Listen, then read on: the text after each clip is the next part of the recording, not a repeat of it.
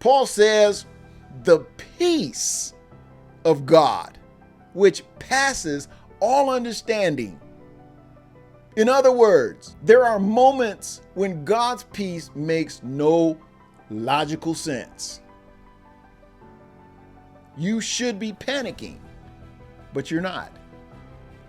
You should be falling apart, but you're standing. You should be overwhelmed right now, but somehow God is sustaining you. That's supernatural peace. When you want to throw in the towel, when you want to get upset and walk out, God's peace sustains you. Jesus demonstrated this kind of peace. Think about the disciples during the storm. The wind was violent. The waves were crashing. These were experienced fishermen, believing that they might die. And where was Jesus? Sleeping. Not because he didn't care. Not because he ignored the storm. One, because he was extremely exhausted. He was tired. And two, he knew the storm wasn't greater than his authority. Whoo, man. Meanwhile, the disciples were focused on the storm. Jesus was focused on the Father.